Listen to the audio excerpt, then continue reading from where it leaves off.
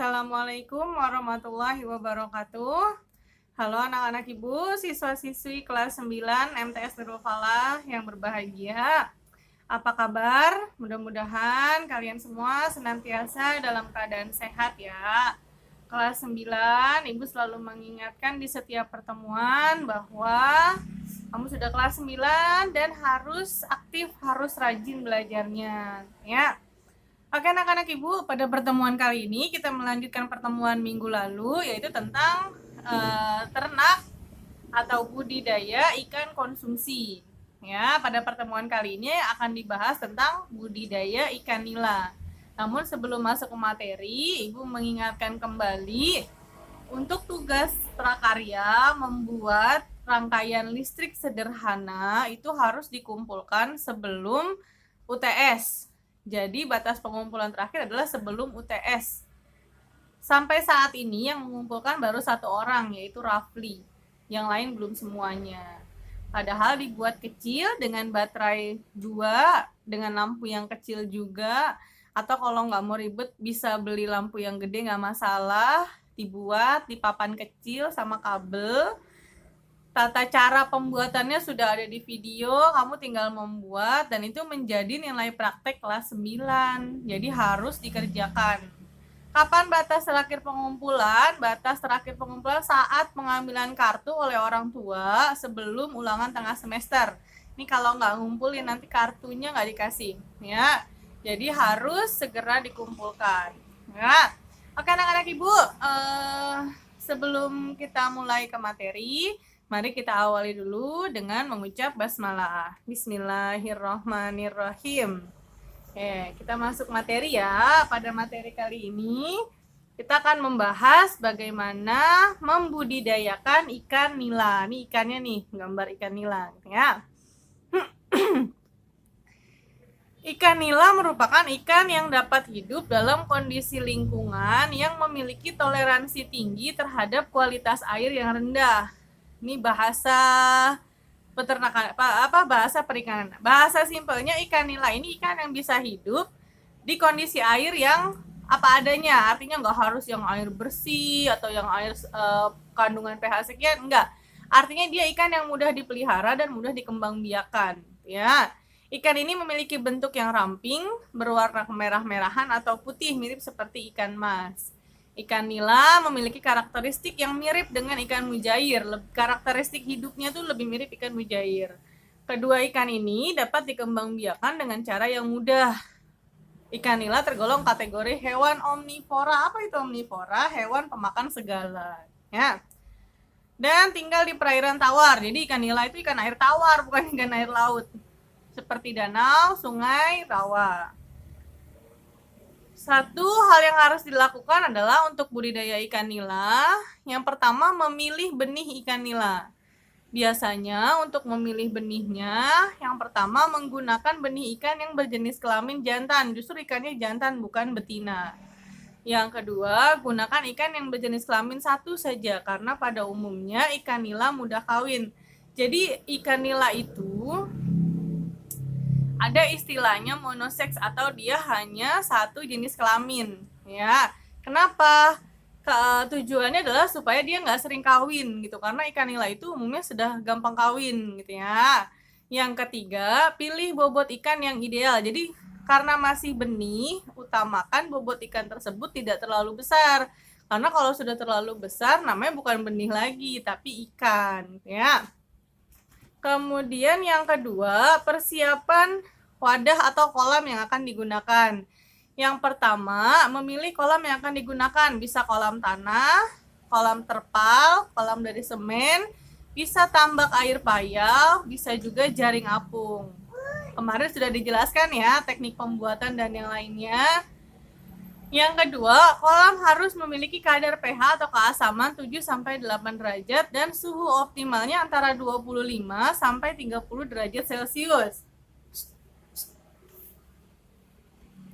Yang ketiga, lakukan langkah-langkah pengolahan kolam, mulai dari penjemuran, pembajakan, pengapuran, pemupukan, sampai dengan pengisian air.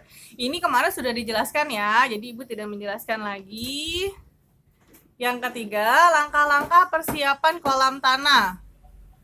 Yang pertama, pengeringan dulu, dikeringin selama 3-7 hari sampai tanahnya retak tapi masih memberikan, jadi retak tapi tidak terlalu kering gitu ya, nggak boleh juga terlalu kering.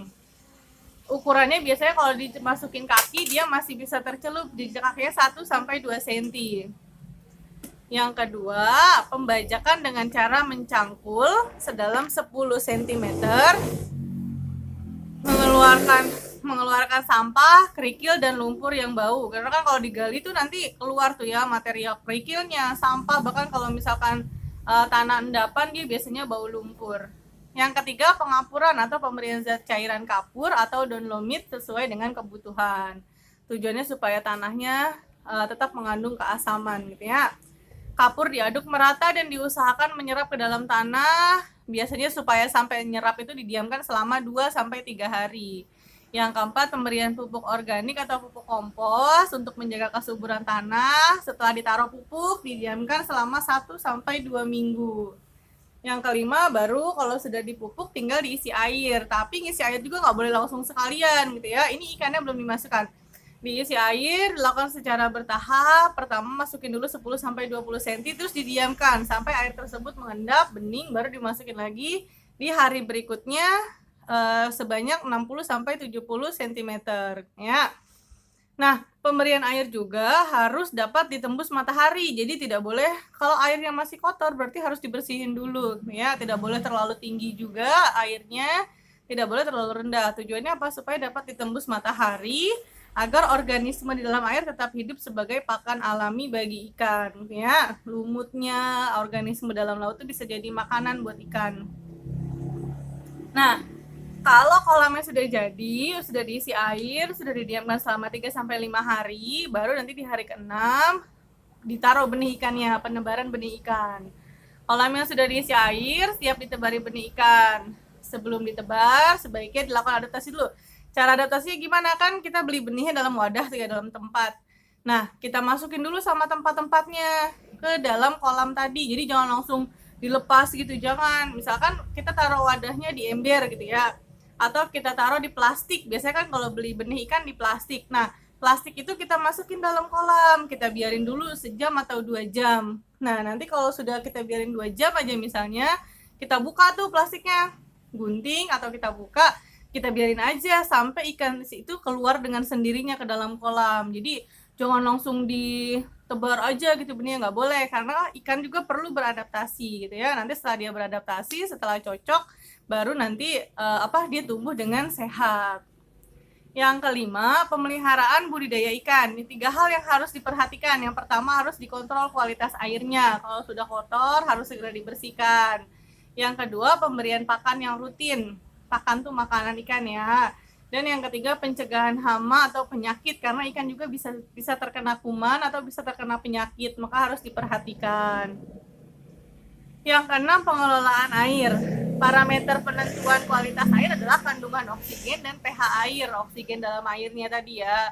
Apabila kandungan oksigen dalam air menurun, perderas sirkulasi air. Jadi ada alat kalau di akuarium tuh ada alat yang buat mengukur oksigen. Nah, sama di kolam juga itu harus digunakan. Tujuannya buat apa? Supaya ikan mendapat oksigen yang cukup.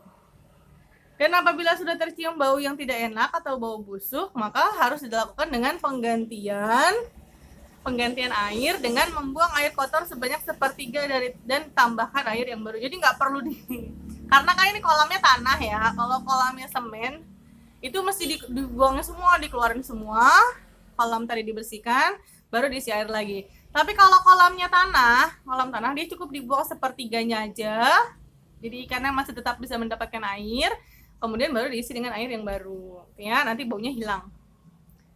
Yang ketujuh, pemberian pakan atau makanan. Ikan nila membutuhkan pakan sebanyak 3% dari bobot tubuhnya setiap hari. Jadi kalau bobot tubuhnya 10 gram, maka makan yang harus dia terima adalah 3% dikali 10 gram ya. Jadi nggak boleh terlalu berlebihan, tidak boleh terlalu sedikit ya. Berikan pelet dengan kadar protein 20-30%. Jadi pelet yang diberikan harus mengandung protein minimal 20% sampai 30% setiap hari, dan sebanyak 2 kali, pagi dan sore. Ya, malam gak usah dikasih makan, nanti gemuk. Ya. Kemudian serta sesuaikan jumlah pakan dengan jumlah ikan nila yang ada di kolam. Jadi dilihat ikannya berapa, maka pakan yang harus diberikan juga berapa. Lakukan pengecekan bobot ikan seminggu sekali untuk menyesuaikan pemberian pakan. Jadi dicek berapa bobotnya berapa nih. Oh, yang biasanya itu dipisahin yang 10 gram sama 10 gram gitu ya. Yang 20 gram ke atas dipisahin karena pakannya beda. Banyak makannya beda ya. Yang ke-8, pemanenan ikan. Kalau sudah dikasih makan, sudah dirawat dengan baik, tinggal dipanen. Waktu yang dibutuhkan untuk mencapai berat ikan nila antara 300 sampai 500 gram atau setengah kilo gitu ya. Dengan ukuran awal 10 atau 20 gram, biasanya memerlukan waktu sekitar 4 sampai 6 bulan. Jadi kamu harus sabar. Ngasih makannya dari mulai kecil gitu ya, dari mulai benih tadi sekitar 10 atau 20 gram, kecil banget tuh ya. Sampai nanti beratnya 500 gram. Biasanya yang dijual di pasaran itu seukuran 500 gram gitu ya, paling kecil 300 gram sampai bahkan ada yang 1 kilo mungkin gitu ya, tapi jarang kalau ikan nila. Nah, itu membutuhkan waktu sekitar 4 sampai 6 bulan dengan perawatan yang intensif tapi gitu ya. Nah, terus-terusan seperti itu. Ya anak-anak Ibu. Kalau sudah dipanen berarti sudah selesai gitu ya. Masuk ke kuis, ada 5 pertanyaan yang harus dijawab. Yang pertama, mengapa lebih baik menggunakan benih ikan yang monoseks atau jenis kelamin atau satu jenis kelamin? Kenapa harus pakai yang itu aja? Ya.